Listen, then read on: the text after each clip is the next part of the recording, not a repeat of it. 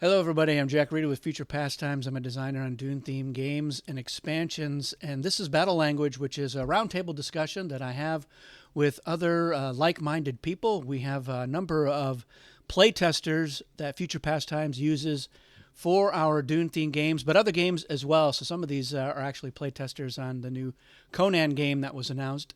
But we all met through our love of Dune. Everybody here is a big fan of Dune. We've all read Dune, and we've all had a chance to see Dune Part 2 in the theaters. And so the Battle Language group wanted to have a discussion about it, to talk about the things that we loved in this adaptation, the things that maybe people didn't love as much, how certain things were adapted, what was changed, what was cut out. And we're going to use props from the Dune board game just to kind of help us tell those stories. So we are in Tabletop Simulator now, and we've got a bunch of leaders and shields, because those feature characters as well in there. I'm joined by a larger group this time, but we have some regulars. So we have Jaded and we have GJ. We're also joined by Melister and Fat Buddha. And I think the one thing that we all have in common is we really enjoyed the movie. I think we all think it's a good movie. It's a pretty good Dune experience overall, and it's a pretty good adaptation. Although I think that more than one of the group here agrees with me. It's not strictly speaking the most faithful adaptation, but thematically and in terms of themes, it's pretty faithful. The overarching themes. It's just in a lot of the little details. I argued in my spoilery analysis that there were a lot of changes, and I didn't overall mind most of those changes, although I don't know that necessarily anything that was changed was necessarily for the better. Arguably, though, the Chani stuff I think overall was better. But let's just start off with some general impressions, the stuff that you want to touch on first, and then we'll dive into some of the details and look around. So feel free. Let's dive in. Well, I guess I'll take us away. Um, Now, coming from Dune Part 1, I really didn't enjoy it too much as a Dune adaptation. It was a very enjoyable movie to watch, but I think there was so much it missed out on that you just really want to see as a Dune. The bank scene, everyone's going to talk about that. Um, but I actually really liked Dune Part 2 because even though it probably had about as many things that it didn't include, it included so many things that were just so awesome. Like Feyd-Rautha, like that whole gladiator sequence. Um, just all those cool shots of them on the worm with the Atreides flag and all the cool battles. So it missed out on a lot of things, but it actually gave us some really cool shots, really cool scenes, and the score I think was also a lot better than in part one. So Yeah, I would that's my say, overall opinion. my daughter Solvi, who is the artist for expansions 2 and 3, she and I saw it again yesterday. So it was the second time for both of us. And right at the beginning, when the Harkonnen patrol is there, and then there's Suspensor climbing up the side of the cliff face, she was like, "This is worth it. Uh, just this scene alone, this is an awesome movie." And she's like, "This really wasn't in the book." And I was like, "Yeah, this whole scene isn't really even in the book, but just such a great way to open up the movie. Just a fantastic sequence." And so those sorts of things, the spectacle element, I think, was really high in this movie, and just really, it does Dune a lot of good service, I think, overall. Who else? Yeah. I, I'm a Buddha, go. huge fan of Yeah. movies in general, and I have to agree. I think some of the stuff that you added really, it's like things that the book hints at, right, or just assumes, but they don't flesh out because we're concerned about the interpersonal things. But I think the moments, even like the harvester attack, we know that Fremen are doing it, but when they go in and they show just like what it's like, you know, that perspective from a ground troop, I think it really brings you into it. Yeah. So I'm almost most curious to see how people who haven't read the books, like how they react to it and if it's fulfilling enough, you know. Yeah, that would be a pretty good episode. I'm not sure where to find those people. I do. Really hard. I I actually had the chance. I actually have a friend who has never read the books and watched part one and then watched part two. But my impression of part two is that it's an amazing movie. It's a pretty damn good Dune movie. It's not perfect, but I don't think it needs to be one to one the same as the book. The changes, the additions, the even the things they left out, I think, all make sense overall, considering it's an experience that lasts only a set amount of time, whereas a book you can always dig deeper and deeper even after you're done with it. I personally really enjoyed the whole Giddy Prime sequence, like just the theme, the sense of grandiousness, like the gladiator scene, everything from the colors that were chosen, even though it was almost entirely black and white. Everything from that thing was just worth it on its own. But Was coming, I it was just want shot to mention in that infrared. yeah, exactly. And it shows so well like how creative you can get to show such a weird planet as Giddy Prime is. But coming back to my friend who has not read the books, she didn't really understand much from part one. Like she watched part one and she got out of the theater very confused because it doesn't really conclude anything. It introduces a lot of stuff, like introduces the setting, introduces a couple of characters, the main idea of what's happening, and the main players of the entire conflict that's going on. She came out of part two already wanting to hope and see Messiah coming on, potentially the next new books. She already asked me stuff about where can I find those books. I actually want to know stuff now, Yeah, which I I think. think Yeah, speaks a lot. I Like, think part two is a much more accessible experience for just about any audience because it is so narrowly focused. It's almost entirely the Fremen story and Paul's journey to realize his potential and trying to dance around this prophecy that he doesn't really believe. He knows that it's created by the Bene Gesserit, but and his mother is. It's not.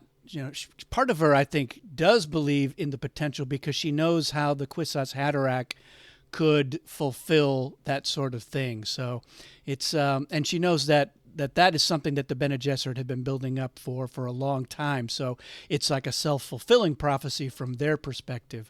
So it's a fairly accessible story there. And then you've got not very many scenes with the Harkonnen or the Emperor, but it's the Harkonnen are the bad guys and they're doing bad stuff and they're killing their own people out of just rage and incompetency, and so that's pretty easy to understand. So there's not as much world building that has to or needs to go on in this second movie. It's a lot more action oriented, and then it's about relationships between people, which is fairly universal. So I think a lot of people, if they can get through Dune 1 and get into Dune 2, they will like Dune 2 even more, and they'll at least have some sense of understanding. I know that a lot of people, even some people who have read the book once, maybe not recently, they'll be like, yeah, some things were still not 100% clear, but I still feel like I get the gist of what's going on. I had a friend of mine and her mom called me a couple of days ago. They were watching Dune 1 and in anticipation of going out to see part 2. And they got about 20 minutes in and they were like, we need to call Jack because I don't have any understanding of what's going on. So they're like, why is Rebecca Ferguson doing this? And what's the deal with Timothée Chalamet? Why, blah, blah. So I tried to break it down, but it's hard. There's a lot of context that you kind of need to have some understanding of for many other things to make sense. There's a lot of big dominoes at the front that you got to get over before you can get to the rest of them. And I tried describing it a little bit more like Game of Thrones. It's like, yeah, they got these great houses and they're all at each other's throats. And they're like, oh, okay, that makes sense. And so, yeah, the one house is going here. That's where you get the most valuable thing in the universe. You don't really need to understand how it makes navigators work. You don't need to understand all the other stuff. You just need to go, that's the only place you can get it. It's hard to get, and it's more valuable than anything. So it's dangerous. And them going there, it's like, you got to imagine that Cersei has sent you to go there. You have to be suspicious of her motives for sending, you off to this very dangerous place. And they're like, oh, okay, I think I get it. And I was like, yeah. And then there's this thing called the Bene Gesserit. And I was like, you know what? I'm just, just go and let most of it wash over you. And then we'll have a discussion later on. So that's true. And that's true for a lot of people who read the book, at least the first time. Frank Herbert doesn't start off with a 10-chapter prologue about this is the world in which we know it. Even when you're like, oh, it's the year 10,191. That's not even true. You're like, it's even further into the future than that. And so he does a good job, I think, over the course of the book of doing that world building and doling out the information so that you are piecing it together. But you are at a disadvantage the first time you read it. If you don't know anything about it, you're just diving in. There's a lot of stuff that doesn't seem to make a ton of sense. And you kind of keep flipping to the front of the book and go, this is science fiction, right? Okay, all right, let me get back into it. But I think this movie focuses, and probably for a good reason, on those universal sorts of themes and stuff. And the more mystical elements of Dune are not. Villeneuve doesn't put a ton of time and effort into it, because I think, like I've talked with some of you about the Water of Life scene, where I think that most audiences who are not Dune savvy, they are not walking away with a very clear picture of just what the heck has happened. Even when Paul takes the Water of Life, Villeneuve gives a very light touch to the full implications of what it means to be the Kwisatz Haderach. And, he has one line where he's like, I see multiple futures at the same time. And you're like, okay, great. But there's a lot more to it. And just all of these, all the notion of the past memories. And some of my friends who hadn't read Dune, they didn't think that Jessica getting the memories of the Reverend Mother was literal. They thought it was more of a figurative thing. And so they didn't get the sense that she's had generations and generations of memories transferred from the old Reverend Mother to her and to Aaliyah at the same time. They both have all of these memories. And so that, I think, it gets lost on a lot of people. So it's a fine line with trying to present a movie that a good 80% of people seeing it can walk away and feel like they get it and they and enjoy it as well.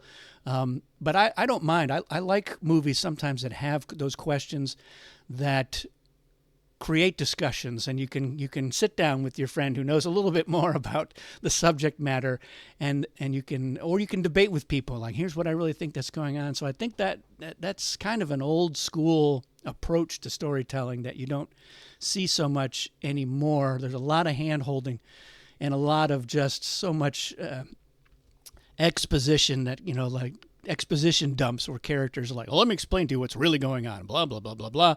And I don't think anybody really likes that, but filmmakers sometimes feel like they need to do it. And I don't think Villeneuve did. Do you guys, am I on the right track, or do you think I'm shooting spice up my spice hole? One of the things Van de Veel shied away from is just that the story in the book plays over 6 years, where Alia is 6 by the time of the final confrontation, and it just shortened it. I thought it was 2. To or She was definitely 2 to older 6 than she years. was in the movie. She was born, and one of Yeah, the exactly. and one of the things when I reread the book was I think the biggest event that made Paul finally go south, because I was like, he didn't go south. His mother went south, didn't. Second, he would walk the path of the jihad. He would be guilty of all that, and the attack on Siege-Tabar was so important, not only because his son died, but also because he wanted revenge in a sense. He decided to give up, give into the future. And that theme, losing a child, grief, had not been touched, dude. That's the one thing that my friend also asked me about. What was the whole thing about it? Just felt like Paul was doing things kind of randomly and pointlessly. Like and he rapidly didn't shit. know. Yeah, because I mean, I understand why the movie doesn't show everything. It's still 3 hours old, and like it's still an immensely long experience, and packing everything would just be unfeasible. But you miss out on a lot of things that if you it's your first experience to do and your first exposure to it, you will lose. And but maybe it also puts people in the position of like, well, I really enjoyed this story. I want to know more, and then pick up the book, read more, Yeah. inform themselves or something. That can be a very positive outcome of that, and I think a lot of people will at least tempt to dive into that book.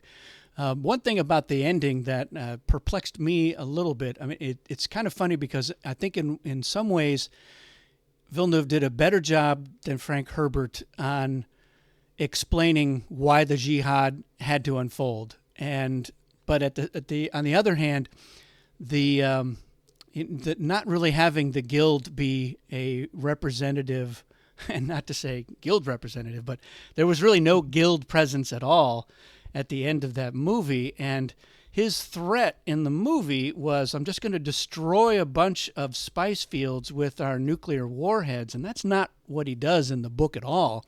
He's ready to destroy the spice cycle entirely.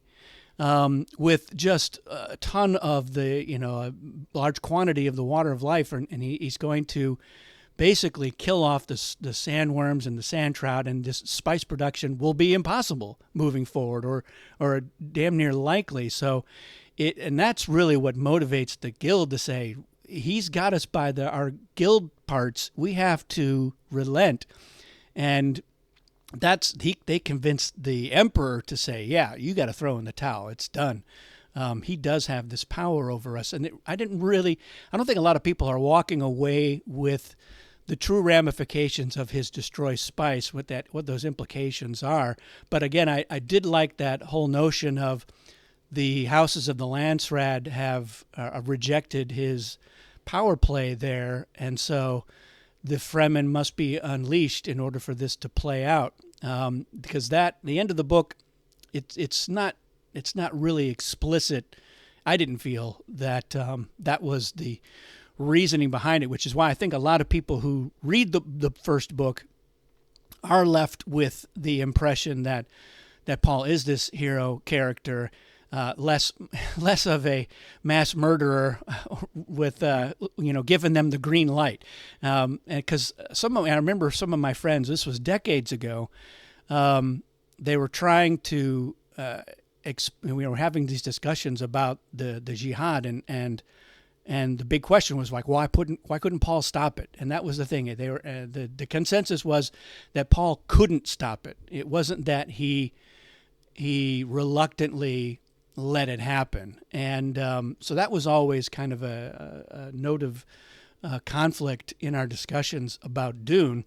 And I think for people watching the movie, that's going to be less of a case. They know that Paul doesn't want the holy war to happen, but that he says, yeah, it's got to happen. Let them go to paradise, which Sylvie hated that line. She's like, oh, what is that all about? But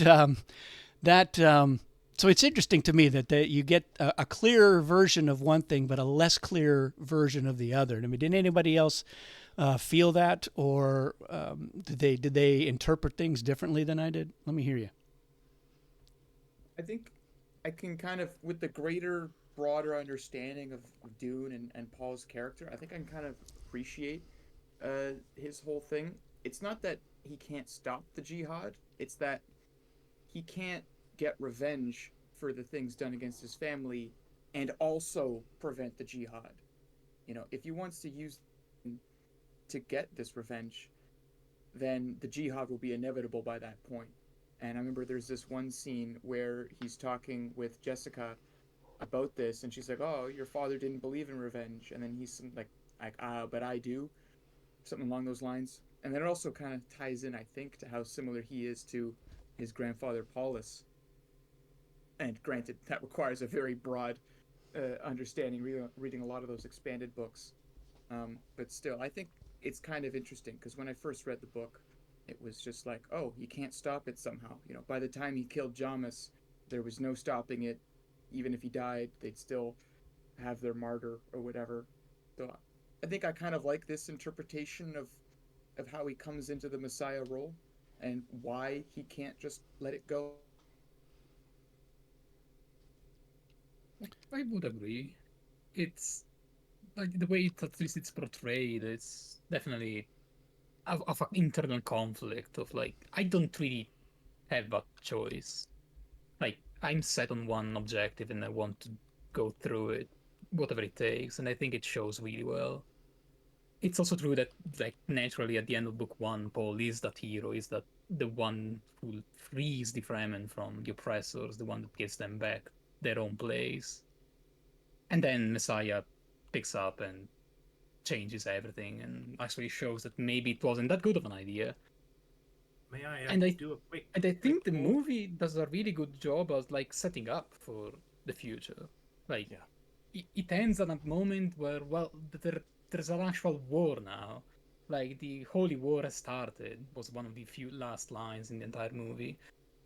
So, like, you as a viewer are like, what the hell? Like, I want to know more now. Like, what's happening? Yeah. Who is Melis- out there? Melister, what you got? Can I do a quick poll on this? Ask who of you have seen Denise? Denise, what? Denise, the director, Denise Vanderville with Colbert. I saw. Yeah, I saw that. Yeah, Well, that's I one. see. Funny because he showed up a couple of times. So I saw him when he was there with Josh Brolin, and he got yanked out there to settle a bet or something. But what are you referring to specifically, Melister? They talked about like the dialect Fremen language, where they like just made up their own speech basically for the Fremen, and well, one of the things that I found kind of sad, but it makes he ended the interview with a quote: "He's going to return only one last time to Arrakis to end Paul's story, whatever that means." Yeah. So we're going to see a Messiah, hopefully.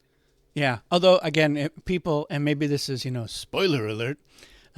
Messiah is not the end of Paul's story, and I suspect that it's not going to be the last Dune movie that they do. So Villeneuve may decide that he is not going to direct any more Dune movies after doing 3, which I think is fairly understandable. But I do believe that Legendary has paid a lot of money for the rights to Dune, and I suspect that they and the Herbert estate both see an audience for more Dune content. Now we do have the prequel series that's supposed to start at the end of this year, and as long as that one doesn't utterly shit the bed, I think that it will probably be pretty successful, and we'll continue and we'll see more Dune stuff. But I think, again, Paul's story doesn't end at the end of Messiah, and a new story begins at the end of Messiah, and there's going to be an audience for that as well. So if I had to guess, I would say that Villeneuve will absolutely produce. He'll lend his name and certain expertise and opinions to a Children of Dune movie that inevitably will be made. And there are a number of characters that we know and love who would be in that. So we'd have the return of Gurney, the return of Jessica, Duncan, Idaho as well, Aaliyah, Irulan, there's Stilgar. So there's a lot in there, and I imagine that a pretty good version of it. Now, the miniseries, what they did was they took Messiah and Children of Dune, and they combined them together into one adaptation, which, in my opinion, is they did a pretty good job with that. They took 2 stories and melded them together into one, and it was, as a miniseries, it's about probably 4 or 5 hours. And so that's basically 2 feature-length Dune movies worth of material. There's some great stuff in Children of Dune. There's some silly stuff in there as well. So I don't imagine it would be a super accurate adaptation. It does have just a mind-blowing ending in many ways that I am desperate to see portrayed as well, mostly because I really want to see somebody's take on God Emperor of Dune. So, but I think, like with anything, if it keeps making money, the producers will want to keep making the stories, and they have the rights to it. They'll find another director. They didn't. Spielberg didn't direct the last Indiana Jones movie, and it has its pluses and minuses. It's certainly better than the fourth one, but there's going to be no shortage of people who I would think would be like, yeah, I'll direct Dune Part 4. Absolutely. There's a lot of people out there of strong artistic value who are Dune fans, and there's going to be even more after this movie and probably the next one too. So that, I think, is going to happen. So Paul's story does not end. The story of Dune will go on. My question will be, will they do any other stories where they're making stuff up kind of in between? Because we've got quite the time jump between Children of Dune and God Emperor of Dune. Will they say, let's tell an extra story in there? Would they do that after God Emperor? Because again, you have another long leap of time. I'm shocked that there aren't already 12 books from Brian and Kevin filling in those gap years. They've got a gap. They've got a book between Dune and Dune Messiah, and don't they have one that's in between Dune Messiah and Children of Dune as well?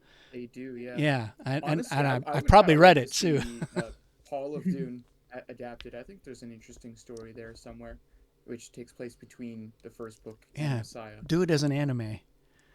I think they Because, should get David Lynch in to do God Emperor. There They were should two. get- There were two rain hints. money upon him to convince him to actually do a big budget movie again, and another Dune one for that matter. I'd like Because to there were see what he could do. There were two hints we got, right? We got Lady Fenring with child, and we got a scene. One really short scene. Taylor Joy playing Alia. So I think what these hints mean is that whatever Messiah is, will start with teenage Alia. Yeah, I don't think we're going to have the Alia as young as she is in the book. I think she's going to be older, especially if they're going to have Anya Taylor-Joy play her. I mean, she's almost close to Timothée Chalamet's age already, and I think there will be also not quite as long of a time jump in between those anyway. So I don't know that it'll necessarily pick up right where the last one ended. It certainly could. That would be kind of weird, but I think you want enough time for the Fremen to get out there and for there to be, you start to get these seeds of doubt within the Fremen community. Not so much about Paul's Messiah status, but things that are for the good of the tribe. And does a green paradise of Arrakis, is that actually what we want? It's a sort of a be careful what you wish for thing that starts to happen on Arrakis that is played out, I think, in stark detail by the time you get to God Emperor, when the planet is a paradise. But you look at the Fremen, and they're not even just called the Fremen anymore. They're called Museum Fremen, which means that their culture was obliterated. It was wiped out by their own ambitions, and so I wonder how much of a theme that will play into the the contingency of Fremen who begin to turn against Paul. Some of it is manipulation, to be sure, and that's true of all the Fremen in some way or another. But that I'll be curious to see how that plays out. I mean, the fanboy in me is like, I want to see a navigator and I want to see a face dancer. So that's what I'm most excited for in a Dune Part 3. But I'm quite, and Stoneburner, of course. Who doesn't want to see how they do Stoneburner? The miniseries Stoneburner was pretty fun. I enjoyed that, but I'm quite keen to see what Villeneuve does to bring that into a cinematic universe. Let's before we go any further into speculation about parts 3 through 6 and beyond, let's take a moment to take a look at some of the character portrayals and how they deviated, what was new, what was left out. And let's just kick things off right now with Lady Jessica. And I want to hear from you guys first on this portrayal, because it is a little bit different by the end, definitely, than it is in the book. I think there's really two strong elements of Lady Jessica in the book, and I feel like Villeneuve focused very hard on one and not at all on the other. And so let me hear your impressions. What did you guys think? I really liked Evil Jessica, as I've been referring to as in my head. I mean, it's really interesting. I think it really gives a good viewpoint of, well, is this whole Messiah thing really that good? Because she starts it off by saying we have to indoctrinate the weak ones first so that we could get the strong ones.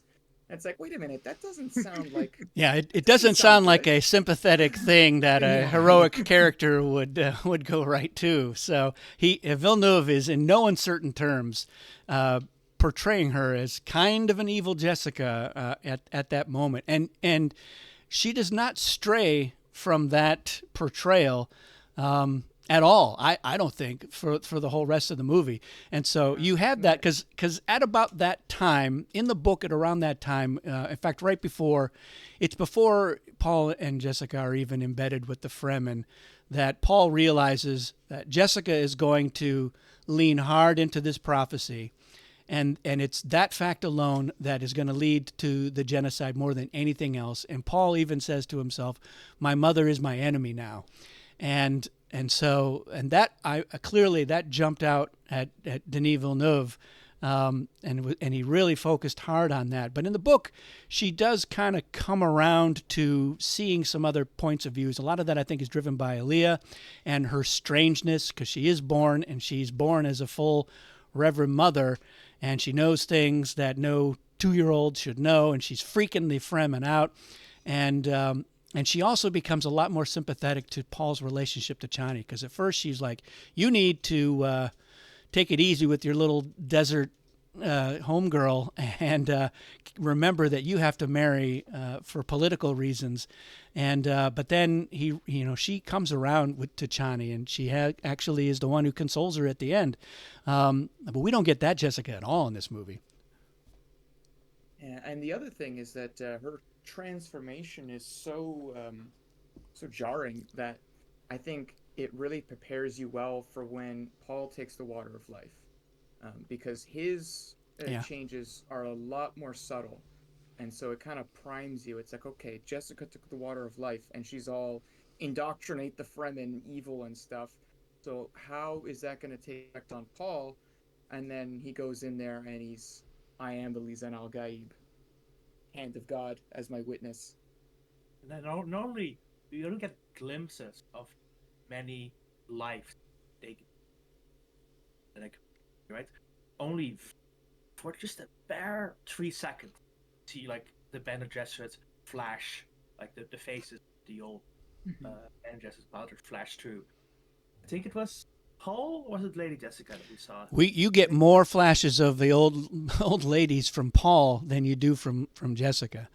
That was one of the things I was looking for when I saw it again yesterday. I was like, all right, because I was like, my impression was when she took the water of life, there wasn't very much of this depiction of what is going on. They were more focused on the effect it was having on Aaliyah, and her eye opening up in the womb, and then Ramallo going, holy crap, what have we done? And but when Paul does it, we get this kind of drifting through the darkness, and you can see these old scraggly blue-eyed faces popping out. And but even then, I just felt that those, in both cases, they should have gone a little bit further and give you a stronger sense of what is going on and what you're getting out of it. I would have expected them to play that up a little bit more. I felt overall that part one actually does a better job of messing with Paul's head in terms of his prescient visions and when they're popping up and what he's seeing. And part two, when he's eating the spice food in the siege for the first time, he has a little, quick little flash, and then he has a couple of little quick flash dreams, but it's mostly the same kind of imagery of the skinny, bald people collapsing in the desert from starvation, and somebody walking ahead, and it turns out to be Jessica, and so, yeah, it didn't leave me with this feeling of like, oh, yeah, billions of people are going to die as a result of what I'm doing. It just seemed like, oh, this is going to be crappy for this county of people for probably a few months. Just the scale I thought was off. But what else on Jessica or anything related to that? Well, I think in some ways, right, and it's what we touched on earlier, is that they're still setting up Paul as a hero and trying to, balance this hero, and then while also introducing the idea of him, I don't know, falling into his destiny or becoming the tragic figure. Because I think that's probably the most that I've heard from people who haven't read the books is not expecting. Right, based on the trailers even and stuff, right? It's just setting up, this is Paul's heroic rise, without understanding that it's not really how it ends up, right? And I think, almost their portrayal of Jessica and a lot of the other characters. Paul seems like the only one with the decision making, free will power to shift the timeline, if you will, right? Well, everyone, it's like, they're making decisions, but it's still ultimately what Paul decides to do that we're revolving around. Yeah, it seems like they really decided to pick a swim lane for this adaptation, and it really, I think it contrasts just how much is going on in the book. The book goes into so much more about everybody else's motivations and what they're going through and how it intersects with Paul and how he's trying to either, incorporate it or get around it or run things in parallel. But here they focus, and it's probably the right decision for a film. Otherwise, it just gets muddled and it gets confusing, and you're not really sure whose story it is. This is pretty crystal clear. It's Paul's story, with Chani maybe as a close second, and then you get like Jessica and her story arc. But she has a lot less to do in this movie than in the first movie, and probably less than what she does in the book as well. Because I think it was like, if we're going to shed anything, it's not going to be the Paul stuff. It's going to be everybody else's stuff. I kind of wish they did a bit of, just as a short point, I do kind of wish they did a bit of name dropping. Like, it would be nice to hear someone call out for Othame or Korba or some of the other Fremen figures that show up in Messiah. Or if instead of just the great houses of the Landsraad, maybe you make mention of Armand Ikaz or someone else. Yeah, I thought like prominent. When he calls out that guy and he's like, your grandmother, rode the worm and lost an eye and she was 12 years old, that would have been a great time to be, all right, Otham or name some other. I was like, oh, would have been. Then you'd be like, great, now we know who that is, and that actor could have been like, I have a character name now, isn't that great? And I'm not just Fremen 25 in that scene. So, yeah, there no Otham, in this or the Lynch movie. Kind of sad. I think both parts do kind of suffer from a lack of. It doesn't feel like the movie is part of a larger world. It really does just feel very airtight, just Paul's story, nothing else. I agree, but I also think that, first of all, I really enjoy Evil Jessica as well. Just for the other reason that it helps, at least it helps in my vision of it, to set the Bene Gesserit as that group of ruthless people that will do whatever it's needed just to get to their objective. Like, even what Jaden mentioned earlier, that they need to indoctrinate the weak so that they can go to the stronger ones, and then the whole South becomes a Bene Gesserit puppet. Just that vision of a greater, force that just influences everyone and has the power to do it in a way that feels outside of the mere planet of Arrakis in a way, because the objectives are much, much bigger. The search for the Kwisatz Haderach is a lot longer than just Paul or Jessica. Yeah, I think it I, really I enjoy. it sets her up, I think, in the audience's mind as more of a how much of a pawn of the Bene Gesserit, especially in light of these other scenes that we've seen with Irulan and the Reverend Mother and Margot Fenring, and how the Reverend Mother is like one of the ultimate puppet masters. And I think it would have made the Gurney confronting Jessica as the traitor scene really tense, because here you've got a character who has not been sympathetic in the audience's mind. And, Gurney could lean into, you were always a puppet of the Bene Gesserit, and that's why you let this happen. And, yeah, I think that would have been a great scene to get in there, but they were not that interested in the traitor thing, which really screws up the Atreides in the book. They're so preoccupied and have so much anxiety about it. And there's some great chapters where they're dealing with it, and yeah, we really didn't get any of that. I mean, I'm sad to miss it. I understand that for a larger audience, they didn't need it, but it would have. I Also, really enjoyed considering it though. she did, the actor did a really great job. Like in the first movie, considering how important water is, the few scenes where she's crying for her son really shows like that's her whole life, whole, whole, her whole identity at that point Yeah. in time revolves around her son, and she has to give him up to, her boss, her. Yeah, like the one controls her effectively. Yeah. And And I also really like fear, that. really good. Yeah, there's also the other scene with Jessica in the second movie where she sees the immense cistern of like water and all those souls, and she sheds like a tear in the thought of so many Fremen people that died to give their water for it. And then Stilgar comes in, like, well, do not waste water on the dead. And I think they missed a lot of opportunities with the banquet scene in part one, but coming back again to in part two to say, well, water is actually extremely important here. It's spice, sure, it's important for everyone else, but for us living here, water is by far the number one resource that we have to cherish and care for.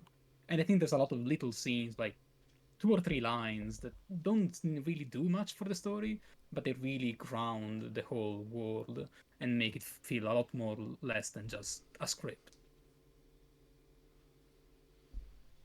Let's shift focus here and talk a little bit about our cousin, Feyd, and that love portrayal as well. Fantastic. It's simply amazing. I think Feyd is portrayed as exactly as I would want Feyd to be portrayed. As like the maniac guy that enjoys pain and suffering, enjoys killing, and just the thrill of being so close to dying. And you see it in the gladiator scene as well. Or just toying with his like opponent to the point of risking having the blade so close to his skin, but knowing full well he can just win whatever he wants. Just the look on his eyes is just perfect for me. And of course, it's a nice setup for like him, Conan aiming higher, aiming for the emperor seat. Mm-hmm. It shows the political tension. Oh, Definitely. I'm not going to kill my own uncle. That would shoot myself in the foot. And then And it also shows. And then the scene with the beast Raban, Exactly. Yeah, I did like that confrontation between the brothers. That was really tense in my opinion. Like it really showed the different like approach to things. And Fate is just ruthless. Fate doesn't care. Fate wants results, whatever means may be needed.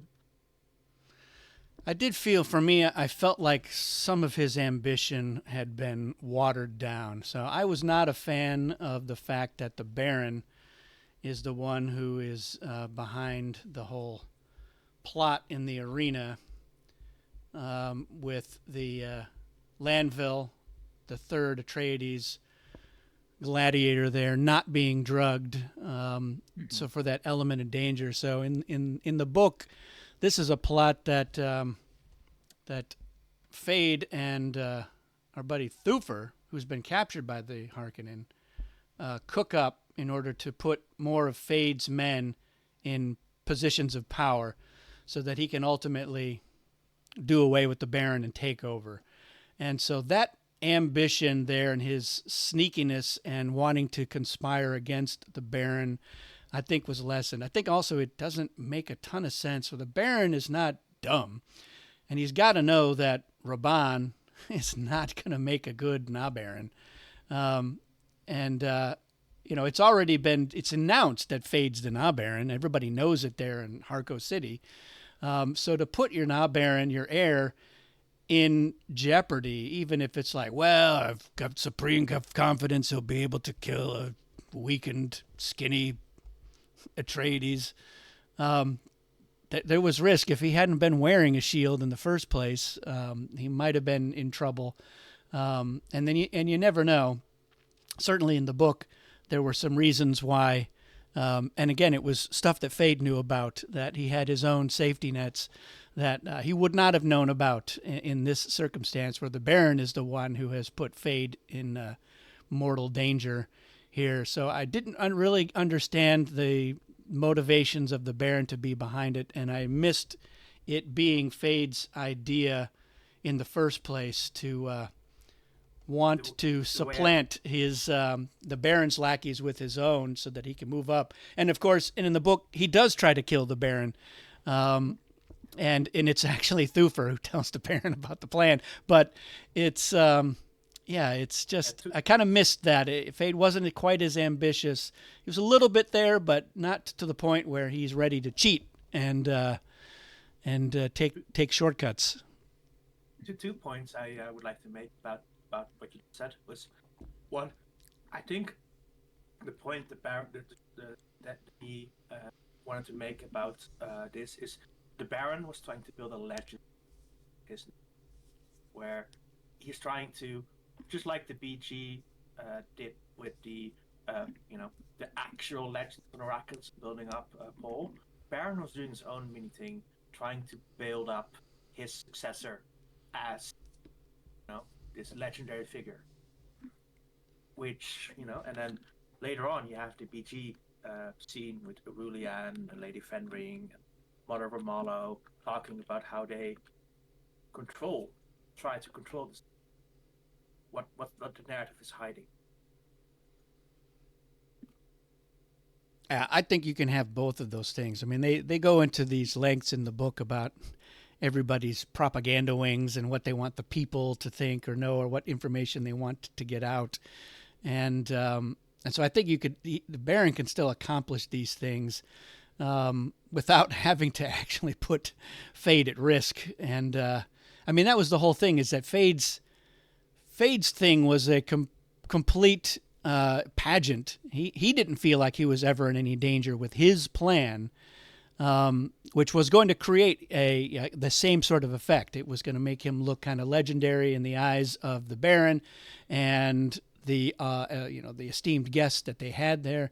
And so him being in on that plan, I think, is what makes that a good plan. But not being in on it, again, it just, for me, it introduces too much risk, especially when I know that my alternative is Raban, who, I don't know, he can't butter his own toast without killing somebody. So it just seems like not the best use of your resources under these cases. And especially when the book, because the Baron really has put all of his eggs into the Feyd-Rautha basket. He really wants Feyd to work out, and not just to become the Baron, but to become the Emperor ultimately as well. And so I think that, I don't know, it was a little bit goofy. And I guess, and it's a minor point, but I also really missed that poison needle in his armor. Again, I felt like it's discounting his deviousness and his insistence on trying to control situations, that he has an illegal poison needle in his armor when he fights Paul. I don't know, it's just a nice little extra bit of tension as well. That I kind of missed seeing in there. But again, I agree with everybody else on the whole. I thought Austin Butler's performance as Feyd was great. I liked all the little touches that they had in there. I liked his coterie of freaky slave women who apparently eat the bodies of people he has dispatched, and I loved all the other. The lesser slave girls were like, and he talked about trying to do a Skarsgård impression as part of it. Hopefully, unlike the Elvis thing, he didn't feel like he couldn't stop talking like Stellan Skarsgård for 4 months after filming. So that would have been pretty funny.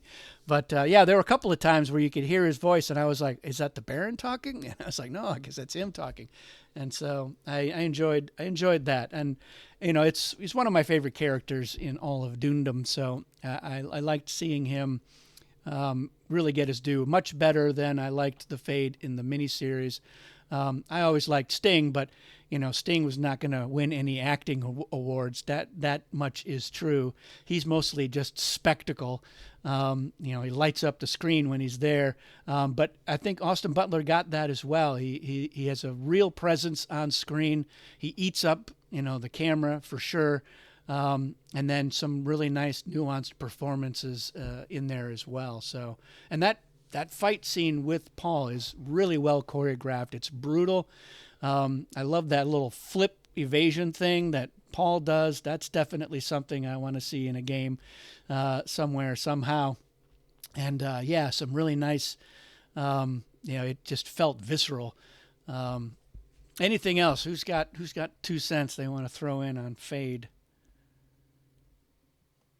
You think removing Too Fair made sense? I think we lose a lot. I mean, I was one of the things I was focusing on a lot when I was watching it for the second time was just like how much screen time and attention do we get with the Harkonnens? Because we know in the first movie, it's very little. You get just a little bit of action with them, a couple of scenes on Gedi Prime, and then a couple of scenes, on Arrakis. And that was pretty much the same thing in the second movie. We still don't get to spend a lot of quality time with them, certainly not with the Baron. That's the thing. There weren't a lot of scenes with the Baron. There wasn't a lot of the Baron's motivations, what he's trying to get. You get that one scene where he's talking to Feyd after the arena, where he kind of says, we've got the Emperor a little bit over a barrel in terms of his involvement in wiping out House Atreides, and that could help us to make a play for the throne. But after that, there's just not that much. He's got that scene where he's, thrilled that Feyd is using artillery. And then suddenly the Emperor is visiting, and the Baron is like, call the other houses of the Landsraad, and then he's getting his butt kicked and dumped onto some stairs. So I really, really, really wish we could have gotten some more of the Baron and his what makes him a villain and what makes him a strong adversary for Paul. And you get a kind of half a Baron, half an Emperor, and the Emperor didn't even seem like he was he wasn't pulling any strings. He was either learning that the Mahayim is the one who's making him do stuff, or he's turning to his daughter for counsel on how to proceed. And so he didn't seem like a very strong adversary to Paul either. And so I was a little disappointed with those. I think having some more plotting and them taking advantage of Thufir and him having to do their bidding while trying to find a way to work them against each other is very quintessentially Dune, and was a part of the book, but we kind of missed out a little bit. And I think that make that movie 10 minutes longer and give us more plotting and scheming against the good guys. Well, Jack, with a bit, there is some hope. According to Denis, there were scenes with Thufir were filmed. maybe someday there will be like a standard director's cut or something. He may We'll be. get them back. He's going to make us wait a long time before he lets us see any of that stuff. He won't even let Timothy Blake Nelson tell people who he was supposed to play in the movie and got cut out. And so I just, he gets asked, are you going to have deleted scenes or have a longer cut?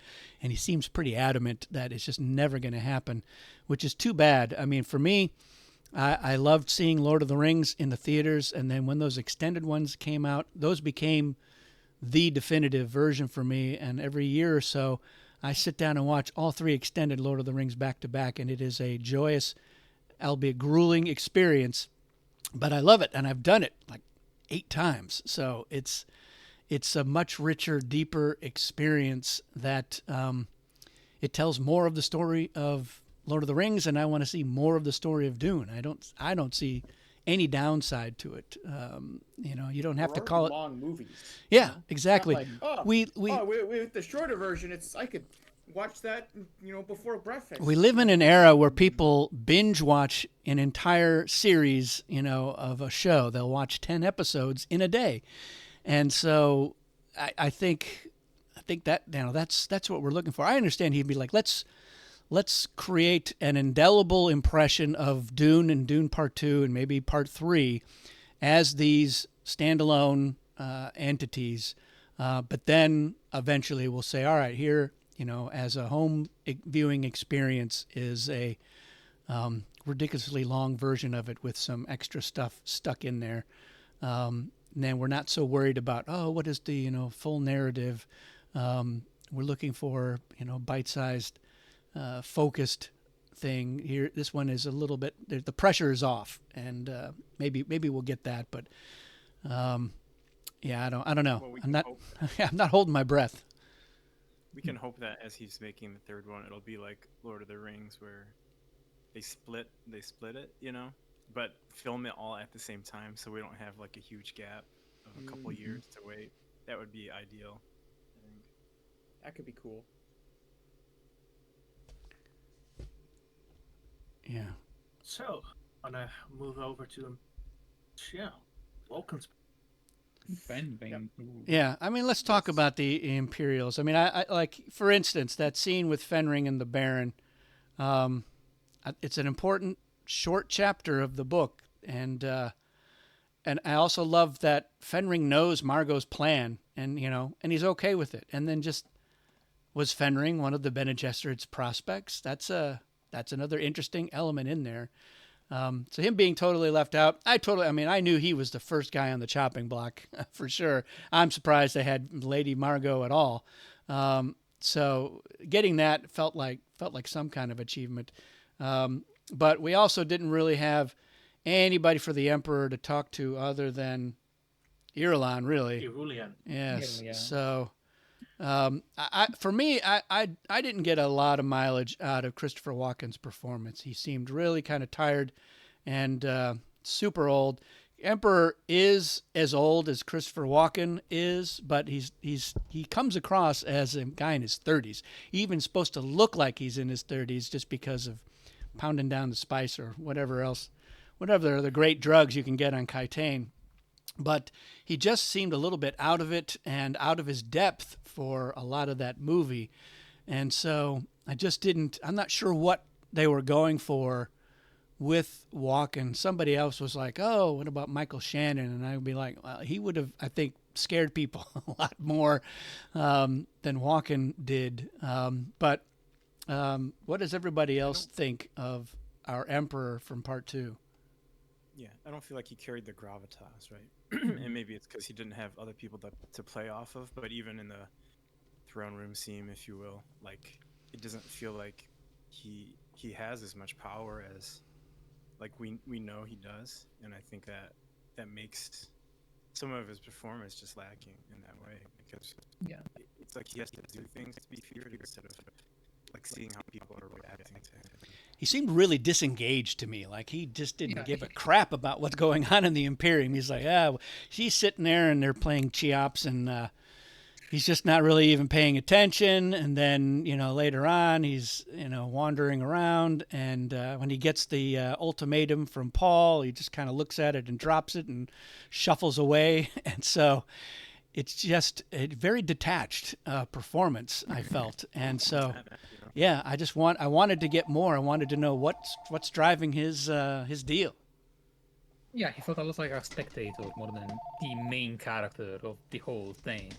Like, Yeah. you're the head of Maybe- the entire Imperium. Like, you're supposed to be a little more, like, important or, like, imposed than what it felt like. I still enjoyed it, but it could have been a little more, I feel.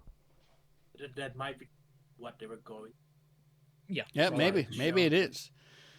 That He's the Emperor lost control, literally, Mhm. because most of the scenes were with the Aurelian, has been made quite clear in the movie, is a BG-8 agent. Yeah. She is BG. Yeah. C writes down so the BG controlled the Imperium, is what I got. That could be it. Like, it also, I do also feel like that if they made the Emperor a little more, like, important, they gave him a little more depth and thickness, it would have made the, like, threatening that Paul does at the very end a lot more impactful, a lot more tense. Because it felt like Paul was just saying, well, now the Imperium is mine, to the Emperor, rather than actually exchanging the hands of what is the biggest entity in the known universe as it is right now. It felt more like I'm signing a contract then. Well, the Imperium now, you that are the head of this, such a strong personality, you are actually giving up it to me. It felt more like, yeah, I don't care about this much more. I'm tired. I just want to go home and play some Yahtzee. I don't know. Yeah. He had one good scene. He had one good exchange where he does the your father was a weak man, and there he feels like he had some agency over what went on, but just because it's surrounded by these other clues that he's really not the one in charge or is not a decisive person with bold ideas of his own, it gets mitigated, I think, a little bit. It's a little bit lessened in terms of its impact. So I was expecting much more of a Machiavellian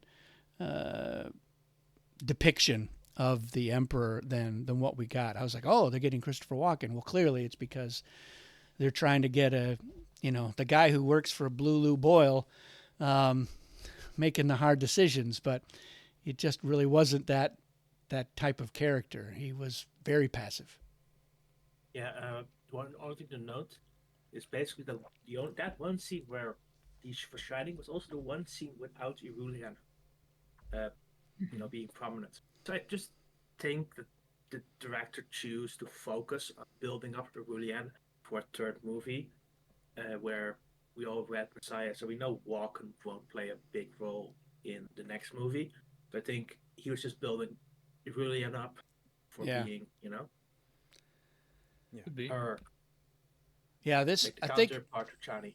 that there's going to be some really great potential, I think, for some scenes between these two ladies. I'm quite curious how they're going to depict the relationship that they both have with Paul. That's going to be the real question, because they end the movie without reassuring Chani that it's Paul and Chani forever. And he does say, I'll love you and whatnot, but the fact that they don't really end the movie the same way that the book ends, with the look, you're just a concubine, but history says that the concubines are actually the wives. And it's a nice moment with Chani and Jessica, where Jessica is like, I've been there, sister, I know what you're going through, but my Duke and I, we loved each other. We were a true couple, more than Paul and Irulan ever will be, and that's the love that you and Paul have. And by then she has accepted it. She's like, yeah.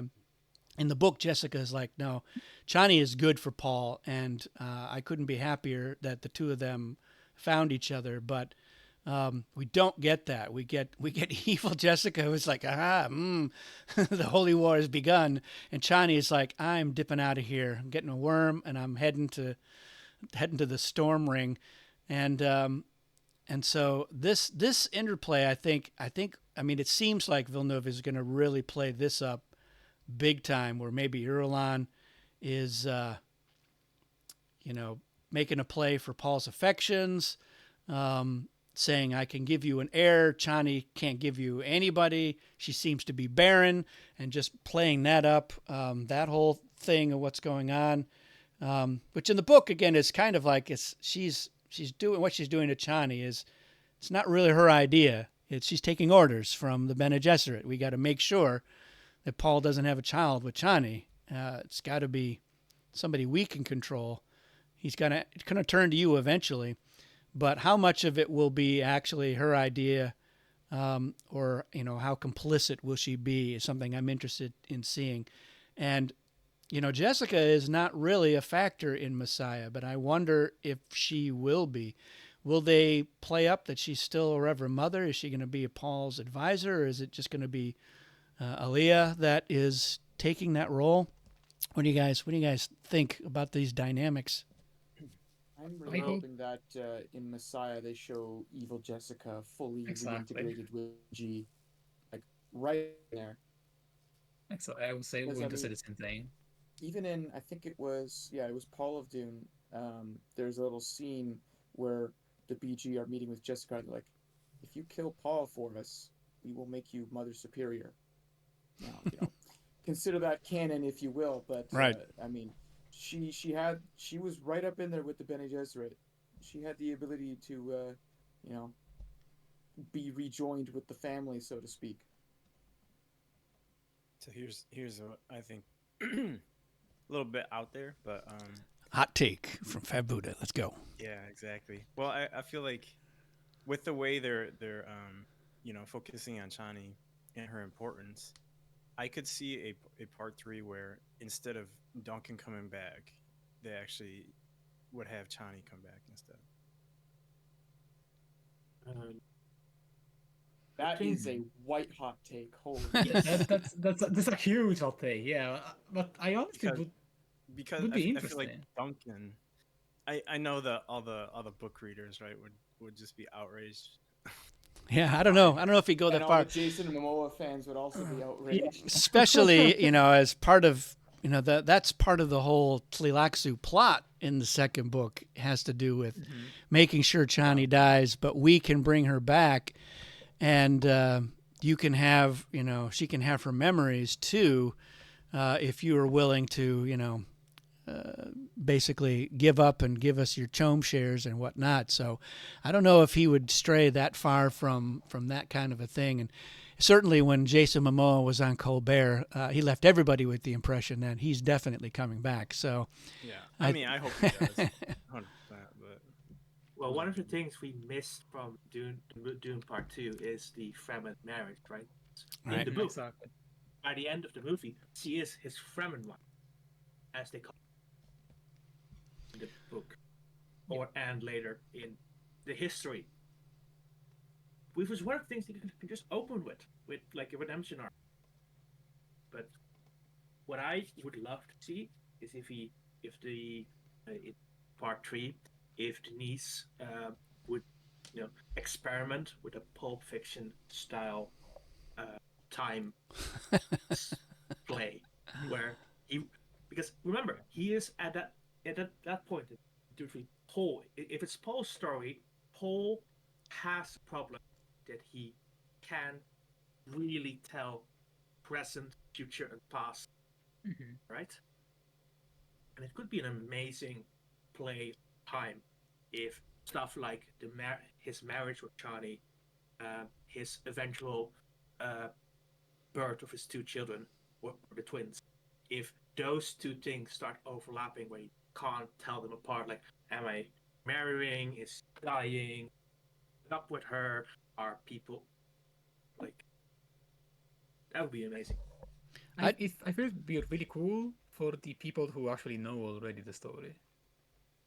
I feel it would be really confusing for probably the majority of people going to watch the movie for not knowing the story already, like just going in for the first time, having seen the previous two parts.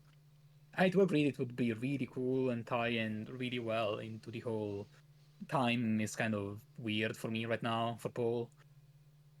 But I don't know how easy it would be to portray in such a way that you actually still tell a story rather than let the viewer try to understand and untangle it. I just hope that we get to see at least some of the Holy War wrapping up, and it's not like Star Wars where, all right, the Clone Wars are about to start, and then it's like, oh boy, were those Clone Wars awful, and we didn't see any of the Clone Wars. I was like, oh, what are you doing to us? I've waited 20 years for the Clone Wars, and you just skipped it. So I'm hoping we get to see some. Yeah, I feel like we're not going to get any of it, but they're like, we'll do it as an animated series. Great, but It's actually kind of hilarious how similar the ending of Attack of the Clones is with Dune Part 2. Begun the Clone Wars have, now the Holy War begins. Yeah, Wait a minute. Is this Dune ripping off Star Wars? it's the other way around, but we don't talk about it. Otherwise, we will not end. Well, right. but to be fair, the Clone Wars animation series got decanonized. Did it?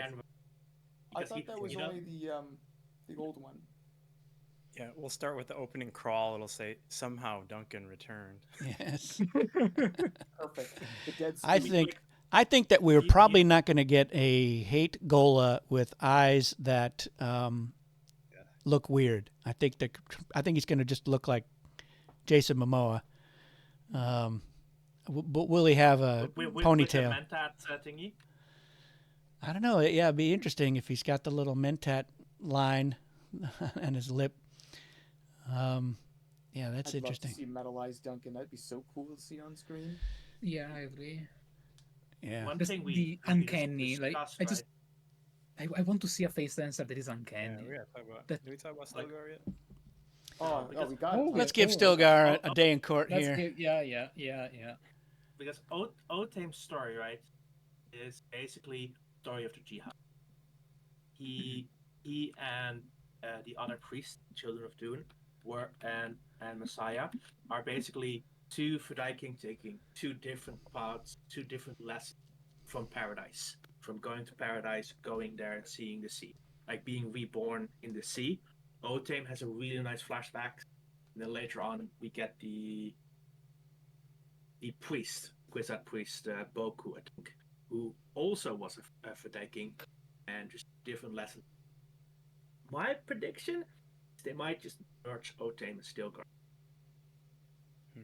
I feel like there's a decent chance that they might do something like that. They might make him a little bit like Othane, where he's cleansed of his jihad, or they might make him more like Korba, where he's completely over the edge across the line, and he's the one behind certain events in Messiah.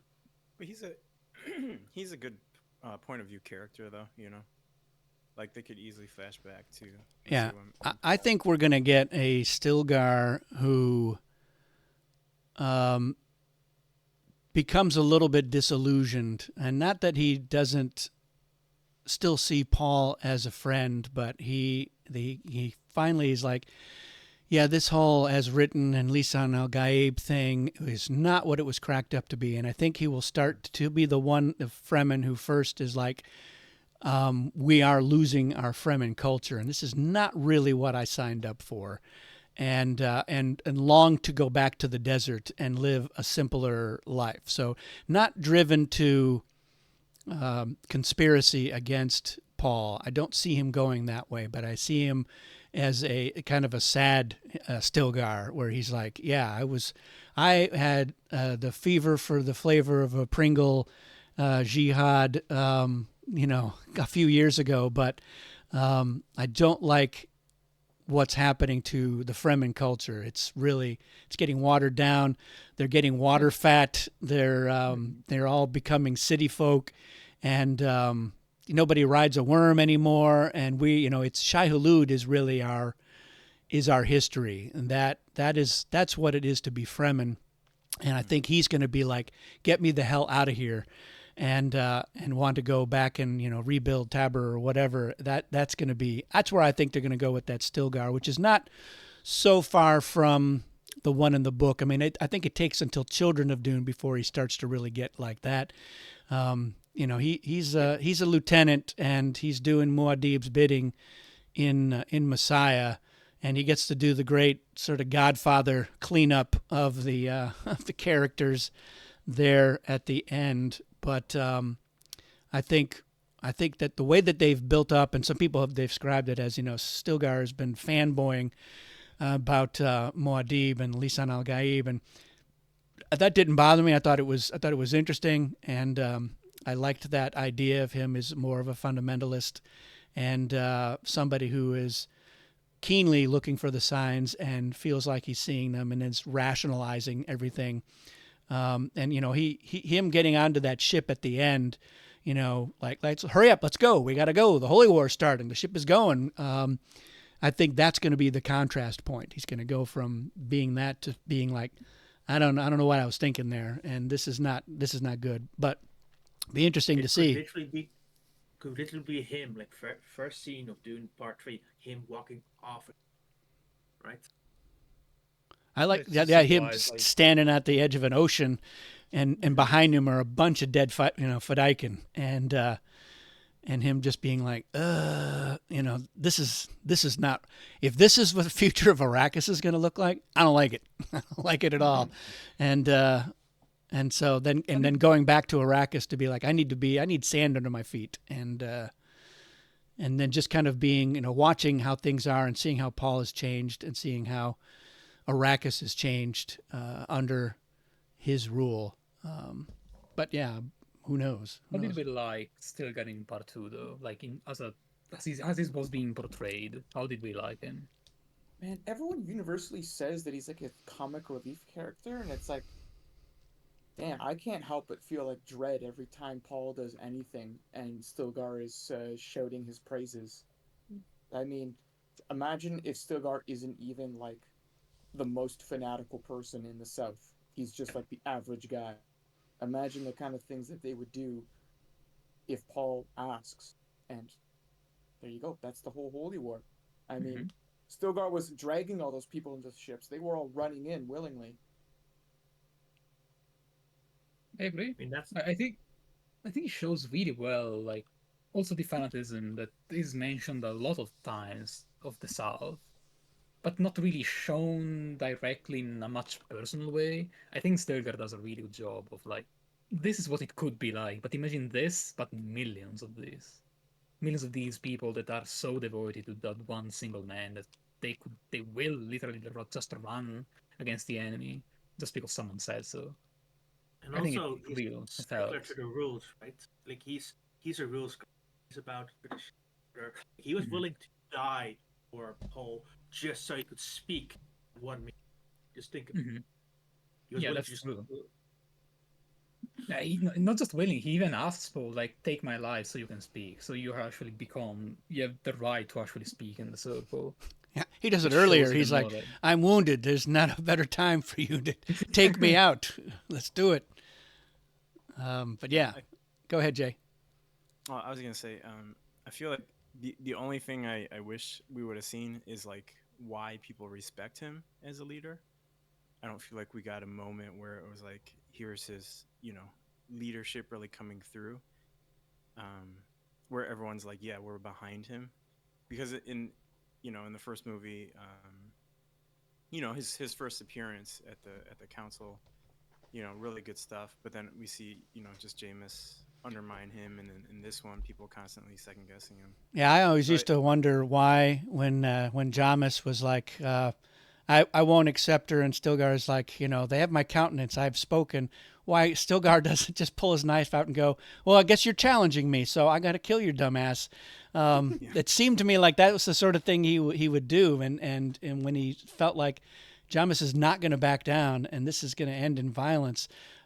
Somebody who is the leader. I mean, you're questioning my command with this, and so I was always a little bit confused about that. But you're right. That's half of our depictions of Stilgar in the first movie, and in the second half, we've got the young progressives are kind of teasing him, and he's always telling him to shut the hell up because we're praying, and just he gets very carried away with looking for everything to be a sign. So I agree, Jay. I think having a little bit more of the why is Stilgar a 7-point badass, because that's his leadership score. That's not just his fighting ability. He is a leader of men. Yeah, even in the first one, we see why, like, Leto, people are willing to follow him in right, the speeches he makes and just the way he interacts with people. He's like, this is an upstanding person. We all want to get behind. I feel like even just one scene where Stilgar does something besides say he's the one, would have been he did have like really nice scene when they like when Stilgar calls poor Beep leads an keep because he's humble and doesn't say he's the leads an keep. That was like that show where like he had those people around him listening to his every word. It did show there was a split, but it also showed that a lot of people took his word as gospel. Yeah, but when he talks about we've got these two outsiders, when he's gathered with all the Nibes and whatnot, and boy, they everybody there was just like, oh, Stilgar, you goof, send them to the desert, and they're not right, and they're giving him a lot of lip and not showing him as much respect as I was expecting somebody of his stature. So yeah, I think Stilgar could have been given some more gravitas. You can't just rely completely on the actor. I mean, Javier Bardem, he commands the screen, and he's got a great resume, but you got to give him some stuff to work with as well. Mm-hmm. Probably cut for time. Yeah. There's one last faction that is not really shown in the movie, and I think the general consensus that we have is that the guild felt missing from part 2. I think we all kind of wanted at least an appearance. There was more guild representation in the first part than the second is kind of mind-blowing. Yeah, it's very, very odd, I will agree. Especially since what Jacko said earlier, that like the guild is the main reason that spies is actually so useful, and the one that actually says to the Great House is, well, chill down, we really do not want to lose Arrakis. We really do not want to lose the spice production as a whole. Yeah, I mean, they just are not mentioned. I don't know. And not even in their final message, Great House, right? Sorry. Because the way I read it, that message was...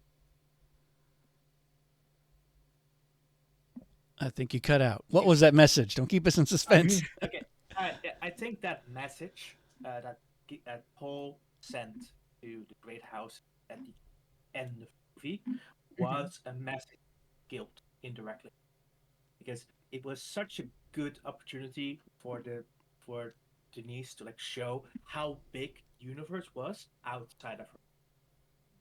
He could have gone into space, shown all the ships, all the highliners, like have like a talk between guild representatives peering into the future, maybe a talk between a few great houses about, no, we can't go down there. It's serious. Spice cycle will be destroyed if we do not go home. Yeah, I wanted more. I really did want more of that impact, the spice cycle, and just how get somebody somewhere to say this destroys the entire Imperial economy. I mean, this is huge.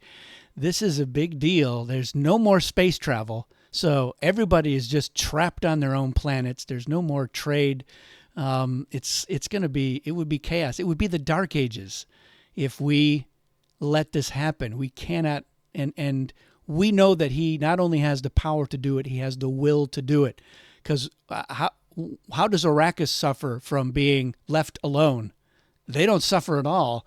They get to work on their plans, and nobody can bother them. And it's just like, so yeah, there's no downside for the Fremen to say, yeah, let's just destroy the spice cycle completely. I don't say no downside, but it impacts them less than everybody else. So everyone else depends so much more on that spice than they do that Yeah, it's a big threat, and we didn't get that sense of the scale of the threat from that. So I don't know. I'm not sure what the rationale is. That's what I would sit down and ask Denis Villeneuve if I got to interview him. Be like, what gives? Why not make that seem like as big a deal as it is? Because I think the audience understands. I think they could be made to understand that relatively easily. Because they do mention in the first movie, in when he's watching the film book about Arrakis, and he talks about spice, and it says, here's what spice does. It's a geriatric drug. It extends life, and it is critical to interstellar travel. So they're kind of building it up there. But yeah, I would have taken it just a little step further and make that point at the end there. A good introduction of Eric. Even just mentioning him would have done a lot, I feel. Edric, you mean, right? Yeah, it's my called bad. Edric. Edric. Elric of Melnibone. Just mentioning him, just so the guild felt more like real than just an organization up there, just mentioned a couple of times that you don't really see or have contact with. Yeah, their real only mention was in that first movie when they were getting Toofer to calculate how much it would cost, and again, it's who is it costing? I guess the Emperor, for doing that, but so I think a lot of people are left with the impression that this was the Emperor's deal, and it really wasn't so much about the Spacing Guild. Spacing Guild as a thing is just not very well defined in these movies, and they're a big deal in this Dune universe. They're a very big deal. They're one of the biggest power players in the entire Imperium. In the Lynch movie, they make that point very clear by them going directly to Kaitain and kicking the Emperor's ass and saying, "You do what we tell you to do." And so there, I got to give credit to Lynch. He definitely gets it. He understands it.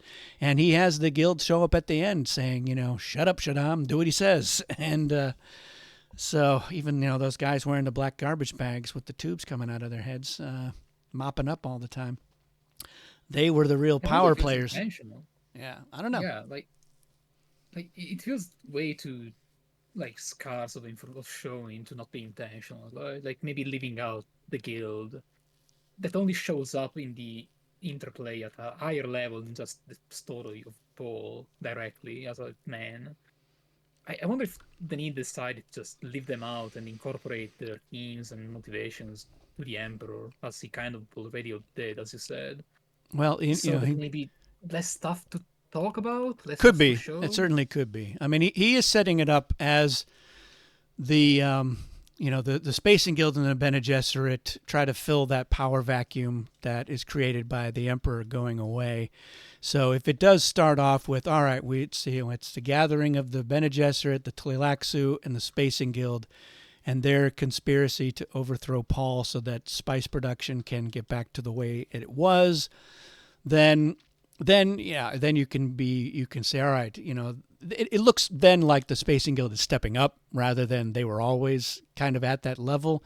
But I think for a storytelling purpose, that audiences would be like, okay, great. Even if they're getting the wrong impression, at least they'll be like, all right, we understand who this new entity is, and we can feel like, oh yeah, I guess they were kind of always in the background before, since they do all the highliner navigating.